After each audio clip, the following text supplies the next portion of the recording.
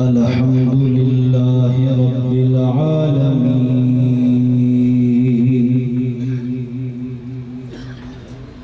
والعاقبة للمتقين والصلاة والسلام على سيد الأنبياء والمرسلين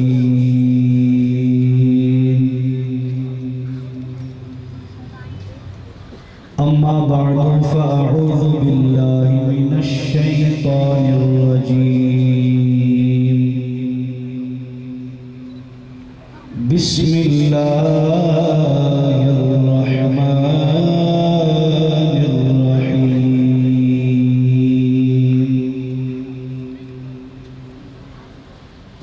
والفتنة أشد من القتل وقال الله تعالى في مقام آخر ذلك فضل الله يؤتيه من يشاء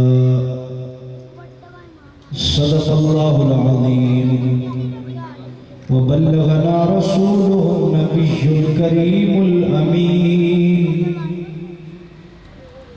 إن الله وملائكته يصلون على النبي يا أيها الذين آمنوا صلوا عليه وسلموا تسليما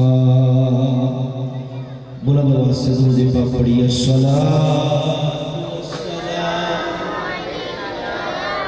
جتنے احباب بیٹھے ہیں کوئی لب خاموش نہ رہے مل کر پڑھے الصلاۃ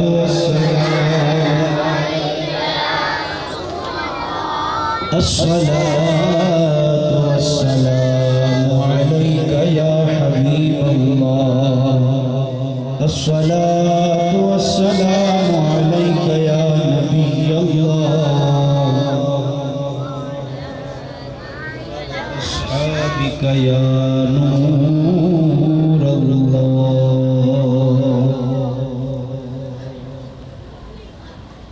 کیا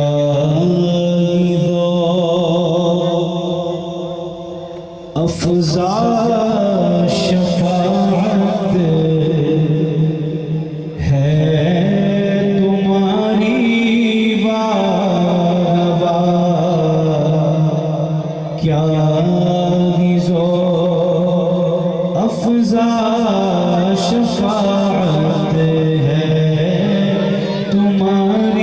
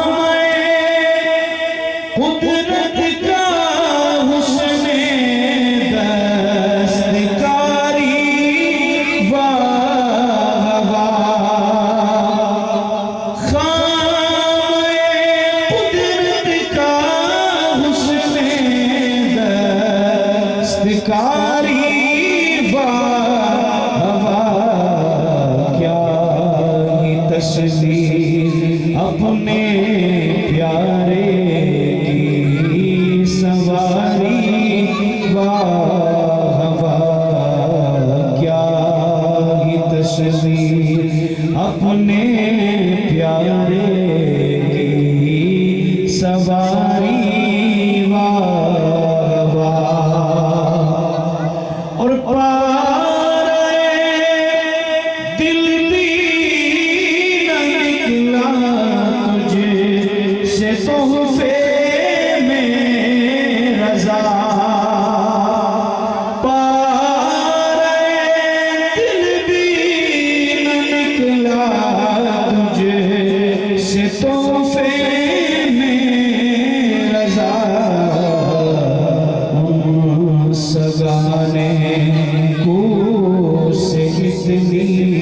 جان پیاری واہ واہ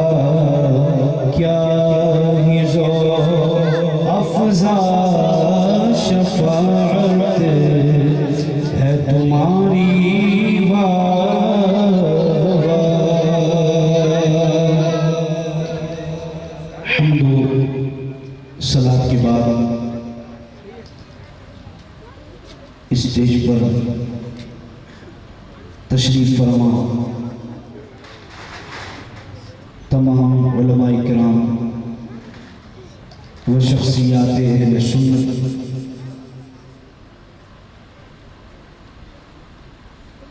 اور تمام سامعین کرام کو السلام علیکم ورحمۃ اللہ وبرکاتہ۔ اعلیٰ حضرت امام اہل سنت کے عرس مبارک کے سلسلے میں مدرسہ فیض رضا کی جانب سے اس خوبصورت اور دل نشین محفل کا انعقاد کیا گیا۔ میں مبارکباد پیش کرتا ہوں حافظ محمد توصیف اتاری صاحب کو کہ اتنی پر رونق اور پیاری محفل سجائی۔ اللہ تبارک و تعالی اس محفل کو ہمارے لیے ذریعہ نجات بنائے۔ بچوں نے آ کر بیانات کیے، ذہنی آزمائش کا سلسلہ ہوا، یعنی جو کچھ اعلیٰ حضرت امام اہل سنت امام احمد رضا خان کی سیرت اور فضائل کے اوپر مختصر اور جامع انداز میں بیان ہوا، اور ذہنی آزمائش میں اعلیٰ حضرت امام اہل سنت کا جس خوبصورت انداز میں تذکرہ کیا گیا میرے دل کو بہت بھایا ہے، اور ایک موقع پر میں اپنے آنسو کو نہ روک سکا، اور یہ سوچ رہا تھا کہ کوئی اگر ہم سے پوچھے کہ فیض رضا کیا ہے تو ہمیں کہیں اور جانے کی ضرورت نہیں۔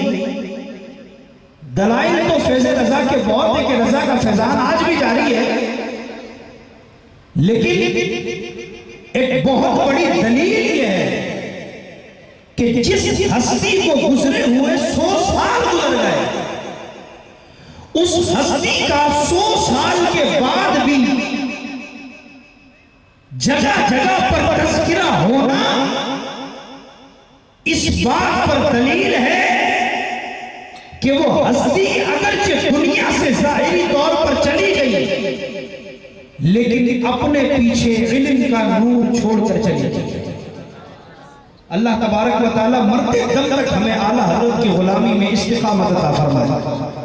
ٹائم بہت زیادہ ہو چکا ہے، میں صرف چند گزارشات آپ کے سامنے پیش کروں گا، اس کے بعد اپنی جگہ لوں گا۔ ایک لفظ آپ نے سنا ہوگا، فتنہ۔ اس فتنہ جو لفظ ہے یہ قرآن پاک میں 29 یا 30 مرتبہ آیا ہے، اور اس فتنے کے لفظ فتنہ کے کئی معنی استعمال ہوئے ہیں۔ تفاسیر کے مطابق لفظ فتنہ کے قرآن پاک میں 7 معنی استعمال ہوئے ہیں۔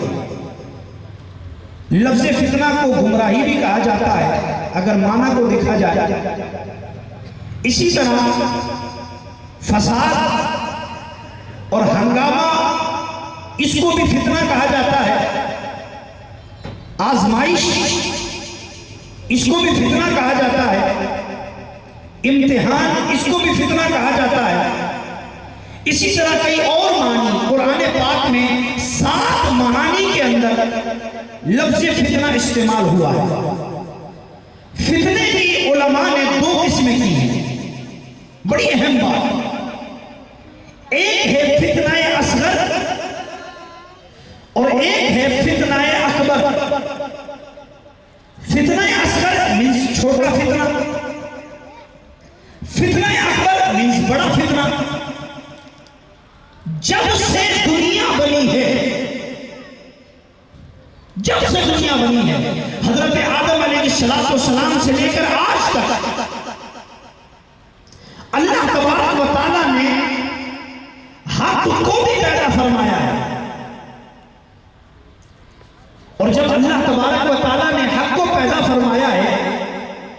کہیں نہ کہیں باطل نے بھی ضرور جنم لیا ہے۔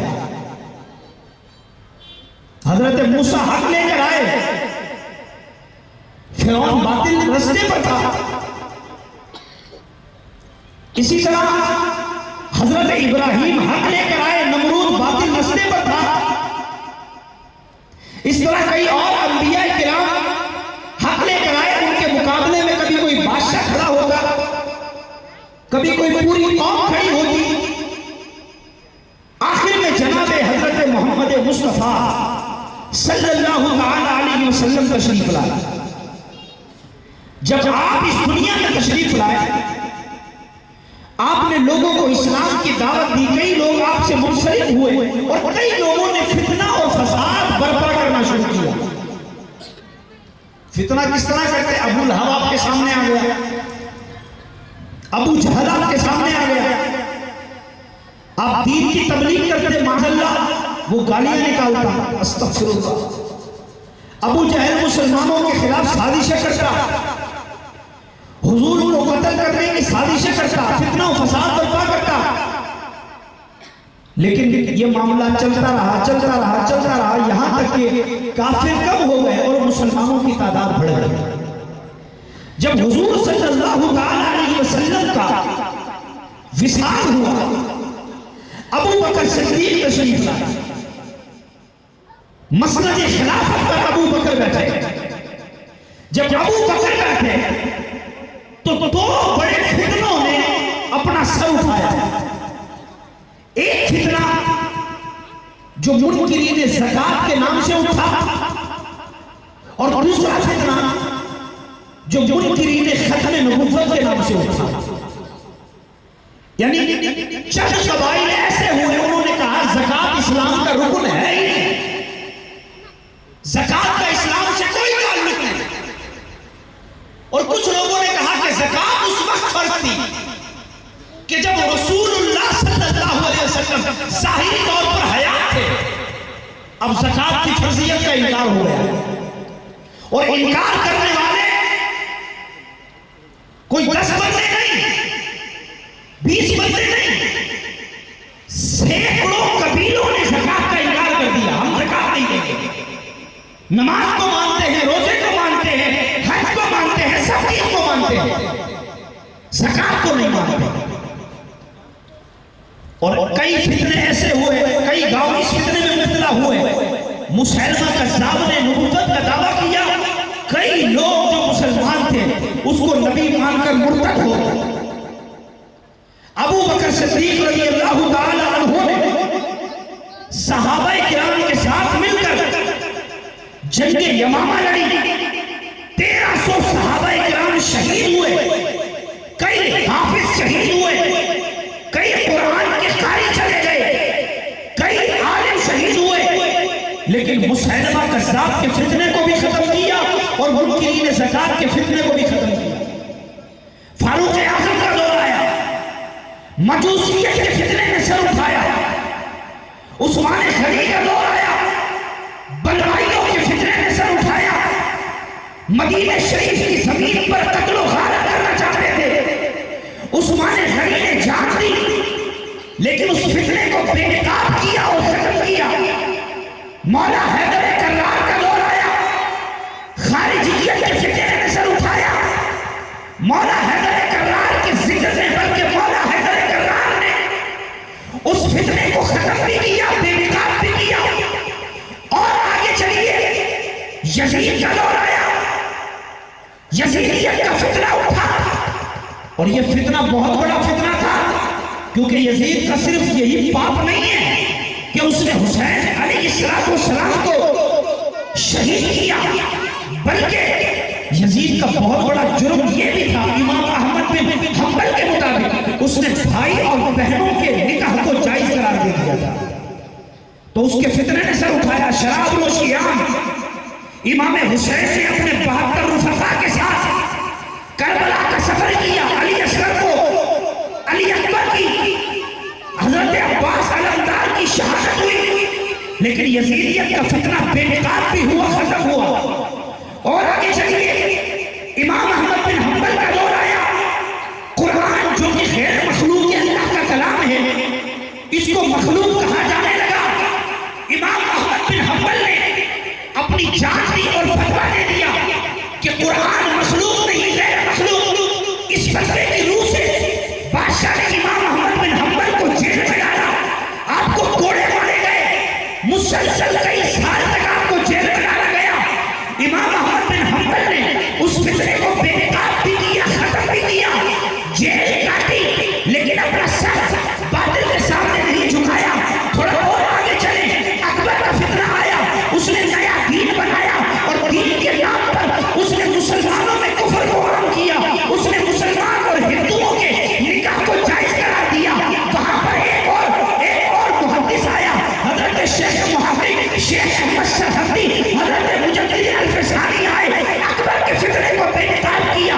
اسی طرح کائنات میں کئی باطل چیزوں نے سر اٹھایا، کئی باطل فکروں نے سر اٹھایا، لیکن اسلام کا کوئی ایسا مرد مجاہد آتا رہا جو ان فکروں کو بے نقاب کرتا رہے۔ اب چلے جائیے 150 سال پہلے، 150 سال پہلے بھی کچھ ایسا ہوا تھا۔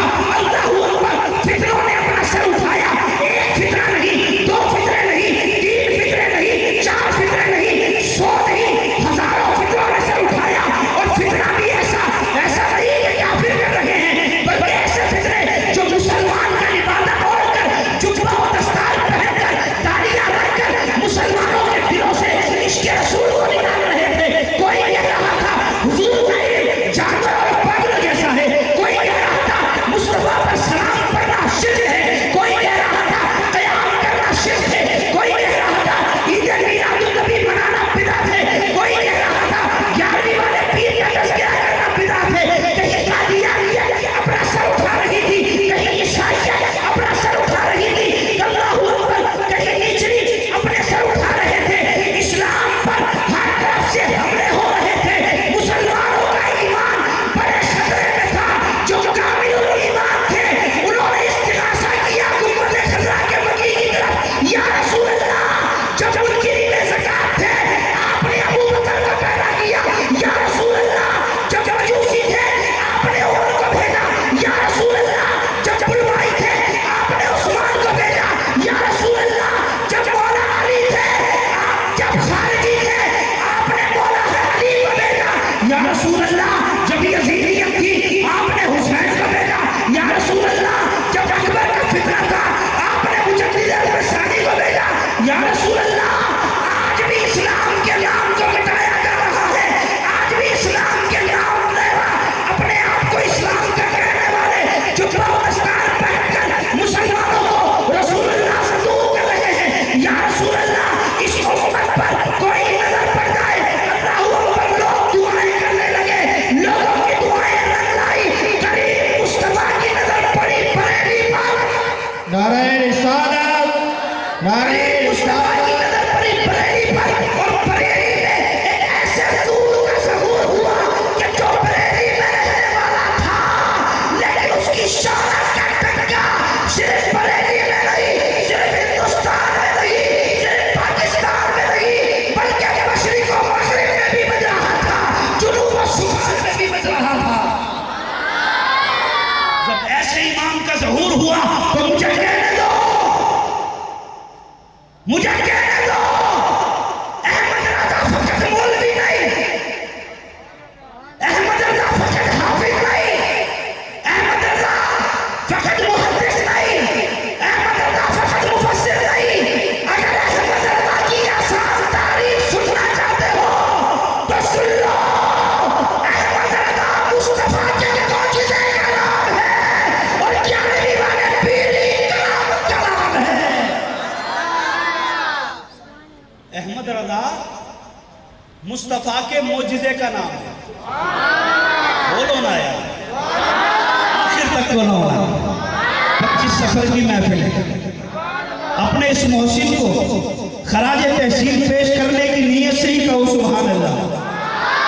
تو امام احمد رضا فقط مولوی نہیں، درود پاک پڑھی، اللہم صلی علی سیدنا و مولانا محمد وعلی آلہ و اصحابہ وبارک۔ نعرہ تکبیر، نعرہ رسالت۔ تو امام احمد رضا مولوی نہیں، امام احمد رضا رسول اللہ کے معجزے کا نام ہے۔ اور جس پر رسول کی ایسی نظر ہو، جس کی علمیت کا ڈنکا، جو آیا مجدد بن کے ہو، اور جو مجدد بن کر آتا ہے جس پر رسول اللہ کی نظر ہوتی ہے، وہ پھر کوئی عام بندہ نہیں ہوتا، وہ پھر ایسا ہوتا ہے کہ جہاں نگاہ اپنی نگاہ کو پھیلاتا ہے وہیں پر اس کا نور بکھرتا ہوا نظر آتا ہے۔ اور کیسے اس کا نور نظر آتا ہے؟ میں کہتا ہوں ہم سب امام احمد رضا کے مقروض ہیں، ہم سب مقروض ہیں امام احمد رضا کے۔ اگر امام احمد رضا نہ ہوتے، میرے مرشد کہتے ہیں، تو پتہ نہیں ہمارے ایمان کا کیا ہوتا۔ یہ امام احمد رضا تھے، جب آئے تو جو لوگ نمازیں جو قبہ پہن کر رسول اللہ کی ذات سے دور کر رہے تھے، امام احمد رضا نے بتایا کہ تم رسول اللہ کی ذات سے دور نہ کرو، کیونکہ سب سے اولا والا ہمارا نبی۔ امام احمد رضا نے بتایا رسول اللہ کا ادب یہ ہے، امام احمد رضا نے بتایا 11ویں والے پیر کا ادب یہ ہے، امام احمد رضا نے بتایا محافل کا فائدہ یہ ہے۔ یعنی مجھے اگر دوسرے الفاظ میں کہنا ہو تو میں یہ کہوں گا کہ ہم اعلیٰ حضرت کے مقروض ہیں، اعلیٰ حضرت کے مقروض ہیں، قرضدار ہیں، کیونکہ میلاد ہم منائیں دلائل احمد رضا دے رہے ہیں، 11ویں ہم منائیں دلائل احمد رضا دے رہے ہیں، سلام ہم پڑھیں دلائل احمد رضا دے رہے ہیں۔ کسی نے اعلیٰ حضرت سے پوچھا آپ اپنے نبی کو سب سے افضل مانتے ہو، دلیل تو دو۔ اعلیٰ حضرت نے رسالہ لکھا الامن والعلا، اور رسالہ لکھ کر اعلیٰ حضرت نے ایک نہیں، دو نہیں، تین نہیں، چار نہیں، پانچ نہیں، سینکڑوں آیتیں لکھی، اور حدیثوں کی بات آئی، سینکڑوں حدیثیں لکھ کر بتایا کہ مصطفیٰ سب سے افضل ہے۔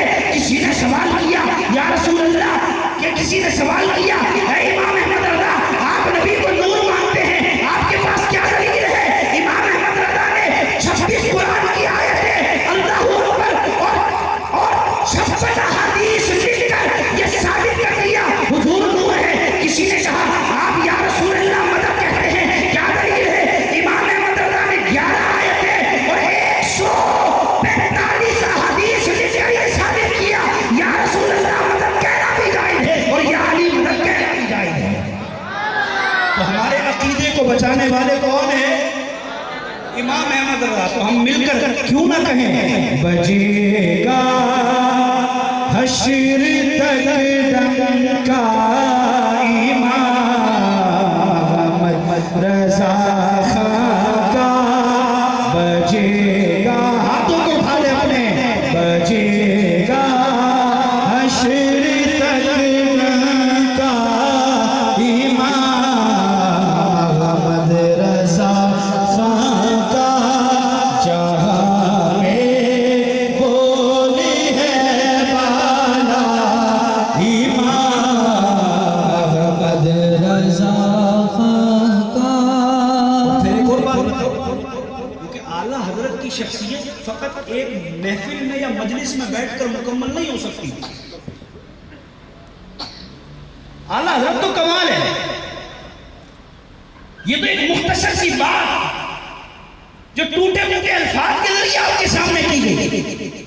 میرے احمد رضا کی تو بات ہی الگ ہے، ان کا علم تو کمال کا ہے۔ اچھا کچھ لوگوں نے کہا اعلیٰ حضرت فقط مولوی تھے، عالم تھے، صوفی نہیں تھے۔ میں کہتا ہوں اس 150 سال کے اندر کوئی امام احمد رضا جیسا صوفی نہ تھا۔ صوفیت کا ایک مقام ہوتا ہے، جیسے پیر و مرشد کا ایک معاملہ ایسا آتا ہے کہ جب بندہ اپنے مرشد کے رنگ ڈھنگ میں اتنا ڈھل جائے کہ جو مرید کو دیکھے اس کو پیر کا دیدار ہو جائے، جو مرید کو دیکھے، وہ کہتا ہے نا جو مجھ کو دیکھ لے فنا اتنا تو ہو جاؤں میں تیری ذات عالی پر، جو مجھ کو دیکھ لے اس کو تیرا دیدار ہو جائے۔ یہ محبت کا ایک تقاضا ہوتا ہے، اور یہ تقاضے کئی جگہ پر پورے ہوئے۔ میں ایک مختصر طور پر آپ کو ایک دو چیزیں بتا کر واپسی امام احمد رضا کی طرف آتا ہوں۔ خواجہ باقی باللہ کا ایک مرید تھا، نام بھائی تھا، روٹیاں پکانے والا تھا، لیکن خواجہ صاحب کا مرید تھا باقی باللہ کا۔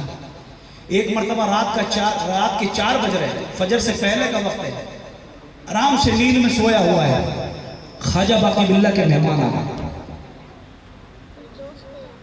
جب مہمان آیا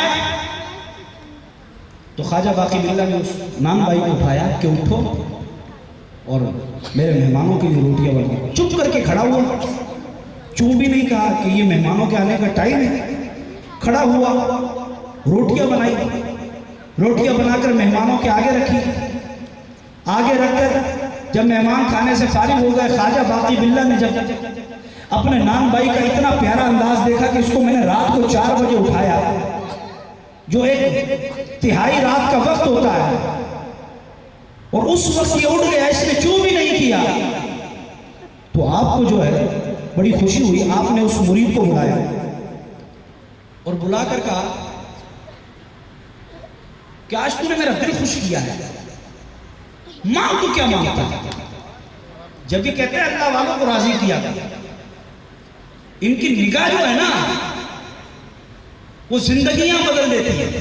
وہ کہتے ہیں نا تیری ایک نگاہ کی بات ہے، میری زندگی کا سوال ہے۔ ایک نگاہ زندگیاں بدل دیتی ہے۔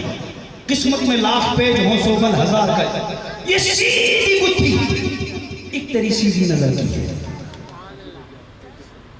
خواجہ باقی باللہ نے کہا تو نے آج میرا کام کیا ہے، میرا دل خوش ہوا ہے، مانگ کیا مانگتا ہے؟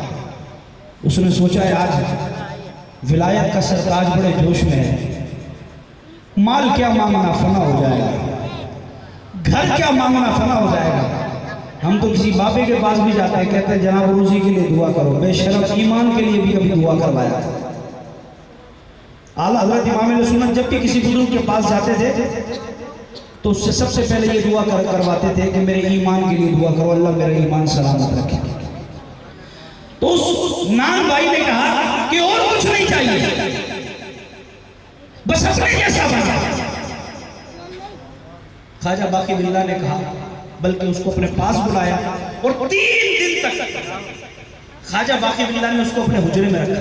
بڑی توجہ طلب بات، یہ بات میں اس لیے بتا رہا ہوں تاکہ آپ آنے والی چیز جو احمد رضا کی بتانے والا ہو وہ سمجھ جائے۔ 3 دن تک رہا، 3 دن کے بعد جب نکلا، باقی باللہ نے اپنا سارا فیض دے دیا، اپنی جو خاص نگاہ تھی وہ ڈال دی۔ جب باہر نکلے تو پتہ نہیں چل رہا تھا کہ باقی باللہ کون ہے، نان بھائی کون ہے، یعنی مقام فنائیہ صورت تک بھی باقی باللہ، اور اندر کا تو خدا جانے وہ کس مقام پر پہنچے تھے۔ تو یہ ایک مقام فنائیہ، بندہ جس کی محبت میں فنا ہو جاتا ہے تو پھر اس کی تصویر سے، اس کے چہرے سے، اس کے یار کا تصور آتا ہے۔ ابو بکر صدیق اس غار میں حضور کے ساتھ 3 دن تک رہے، کوئی نہ تھا، ابو بکر تھے اور مصطفیٰ تھے، کوئی نہ تھا۔ جب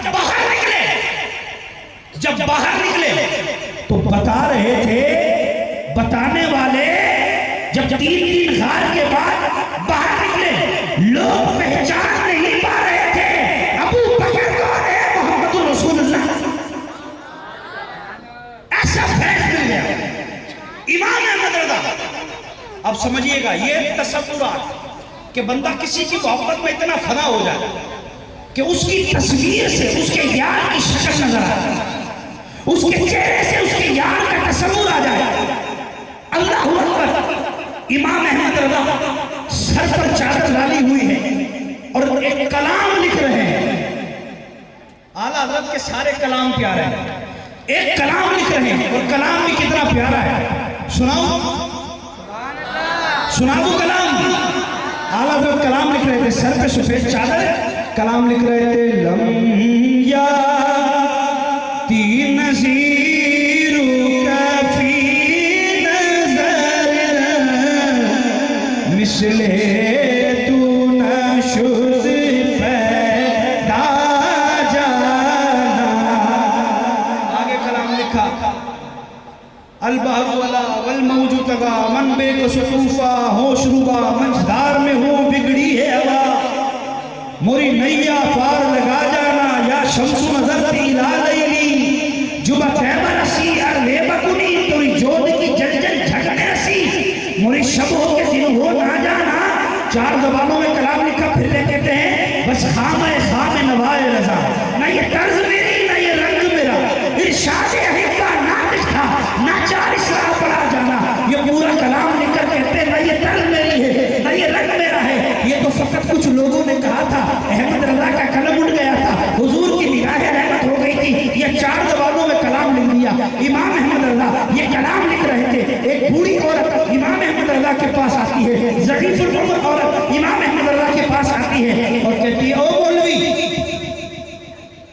کیا کہا یہ الفاظ باقاعدہ مولانا ظفر الدین بہاری نے لکھے آیات اعلیٰ حضرت اس ضعیف العمر نے کہا او مولوی کہ تو یہ احمد رضا ہے اعلیٰ حضرت نے مسکرا کر اس کی طرف دیکھا ضعیف العمر تھی یہ یاد رکھا مسکرا کر اس کی طرف دیکھا اور کہا کہ میرا نام احمد رضا ہے اب آپ کو پتا ہے کہ جب بندہ وہ کہتا ہے نا 55 اور بچپن جب بندہ تھوڑا عمری تقاضے پر یہ کوئی میں کسی پر تنقید نہیں کر رہا یہ ہمارے ساتھ بھی ہونا ہے اللہ ہمیں عافیت نصیب فرمائے ہم سب کو عافیت نصیب فرمائے اب کہتے ہیں ان کا انداز تھوڑا سا پھر چینج ہو جاتا ہے اعلیٰ حضرت نے کہا جی میرا نام احمد رضا ہے اچھا تو ہی ہے جس کے جو علم جو ہے اس کے بڑے ڈنکے بج رہے ہیں اعلیٰ حضرت خاموش ہو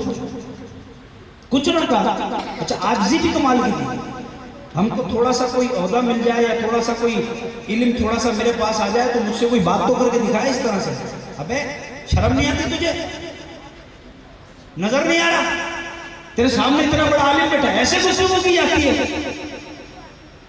لیکن اعلیٰ حضرت تو اعلیٰ حضرت تھے نا ان کا مقابلہ کوئی کیا کر سکتا ہے تو اعلیٰ حضرت کو جب یہ کہا اچھا تو ہی ہے جس کے علم کے ڈنکے جو ہے وہ جگہ جگہ پر بج رہے ہیں اعلیٰ حضرت نے کہا کہ میں ایک دین کا طالب علم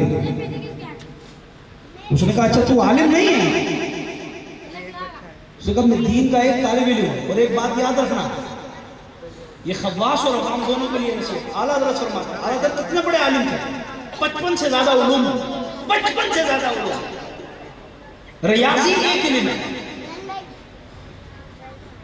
بایولوجی ایک علم ہے کیمسٹری ایک علم ہے اعلیٰ حضرت 55 علوم میں کتابیں لکھ رہے ہیں لیکن تقویٰ آج ہی نہیں ہے اعلیٰ حضرت کہتے ہیں قسم خدا کی میرے کبھی خواب میں بھی یہ بات ذہن میں نہیں آئی کہ میں عالم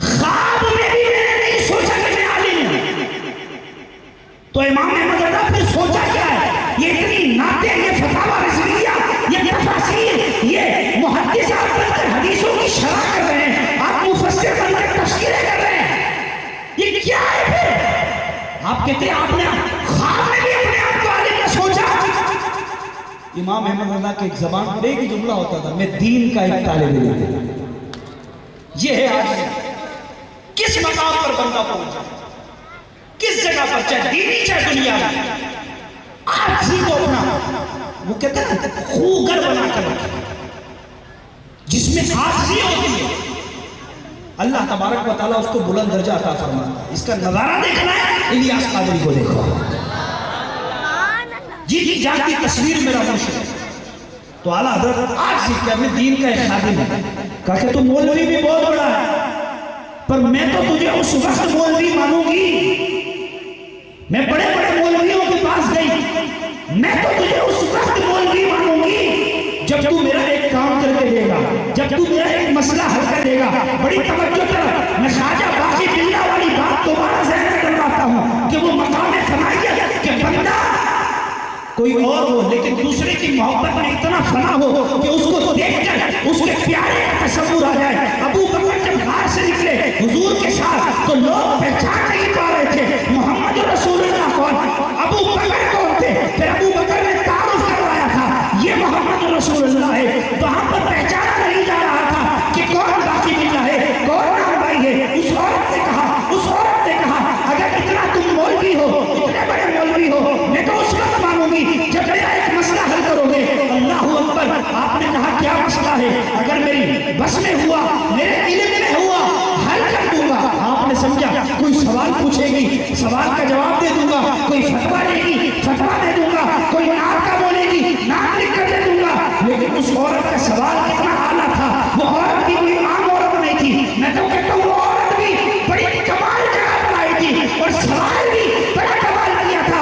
اس نے کہا اگر احمد اللہ تجھ میں دم ہے تو یہی بیٹھے بیٹھے نجف والے آقا مولا علی کا دیدار کرا کے دکھا۔ علی کے چاہنے والوں بولو سبحان اللہ۔ علی کی محبت کے بغیر ایمان کامل نہیں۔ احمد رضا نے خارجیت کا بھی رد کیا ہے، ناصریت کا بھی رد کیا ہے، رافضیت کا بھی رد کیا ہے۔ اب آؤ اس کی صوفیت کا ایک مقام دیکھ لو۔ جو لوگ امام احمد رضا کو فقط مولوی مانتے ہیں، آؤ اس کی تھوڑی صوفیت بھی دیکھ لو۔ کوئی اگر ایسا ہے صوفی تو لا کر دکھاؤ۔ اس عورت نے کہا کہ مجھے یہی بیٹھے بیٹھے سوتے ہوئے میں نہیں، جاگتی آنکھوں سے مولا علی کا دیدار کرنا ہے۔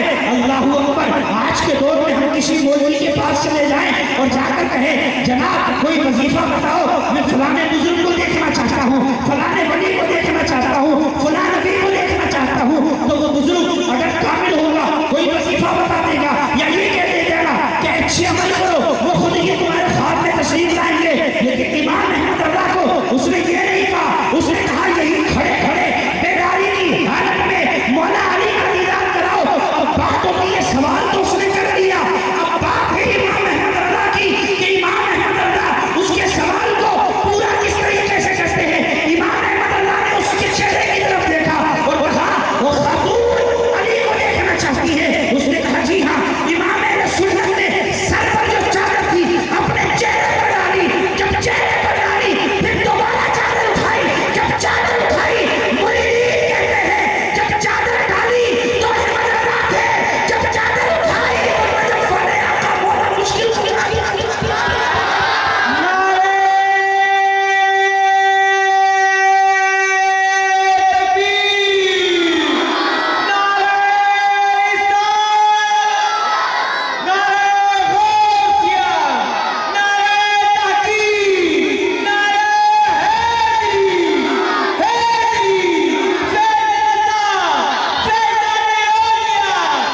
مریدین کہتے ہیں جب چادر ڈالی تو احمد رضا، جب چادر اٹھائی تو مولا حیدر کرار، مولا مشکل کشا۔ اس کی تفسیر بہت ہو سکتی ہے، لیکن میں اتنا کہوں گا احمد رضا کو خارجی کہنے والوں، خارجی تو وہ ہوتا ہے جو علی کو نہ مانے۔ احمد رضا فقط علی کو ہی نہیں مانتا بلکہ اس کی ذات میں ایسا مستغرق ہے کہ علی نے اپنے جلوے احمد رضا کی صورت میں دکھائی ہے۔ فیض رضا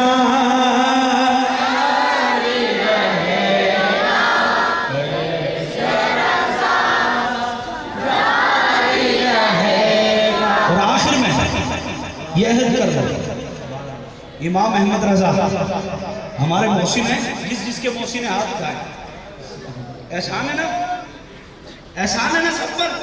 آج نیت کرو ہم جہاں بھی ہوں گے، جس حالت میں بھی ہو، امیری غریبی پھٹے کپڑے، لیکن یا سیدی آپ کے دامن کو نہیں چھوڑیں گے، اعلیٰ حضرت کے دامن کو نہیں چھوڑیں گے، بلکہ ہم تو یہی کہتے رہیں گے اپنے رضا کے قربان جاؤں، اپنے رضا کے قربان جاؤں، اپنے رضا کے قربان جاؤں، اپنے رضا کے قربان جاؤں، جس نے سکھایا نام محمد، جس نے سکھایا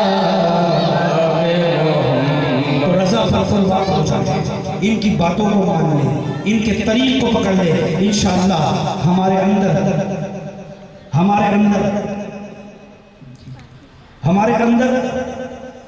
انشاءاللہ کوئی گندا عقیدہ نہیں گھس پائے گا۔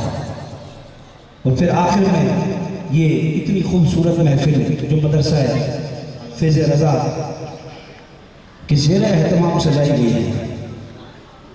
حافظ صاحب نے بھی کہا، حدیث بھی سنائی، خیرکم من تعلم القرآن وعلمہ، تم میں بہتر وہ ہے جو قرآن سیکھے اور سکھائے. اور ایک اور حدیث میں ہے کہ یا تو قرآن پڑھو یا تو پڑھاؤ، یا جو پڑھ رہے ہیں ان کی مدد کرو.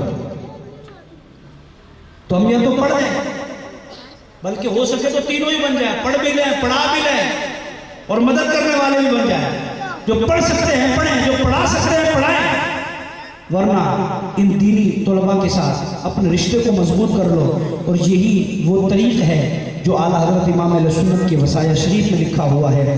میں آخر کے اندر خراج تحسین ایک مرتبہ پھر پیش کرتا ہوں. یہ جتنے منع کھڑے ہیں، جتنے بچے کھڑے ہیں، جنہوں نے اس پیاری محفل کو سجایا، اللہ تعالیٰ ان کو سلامت رکھے اور اس مدرسے کو دن 25ویں رات 26ویں ترقی اور عروج عطا فرمائے. آمین. اگر دوران بیان مجھ سے کوئی غلطی ہوئی تو توبہ کرتا ہوں. لا الہ الا اللہ محمد رسول اللہ.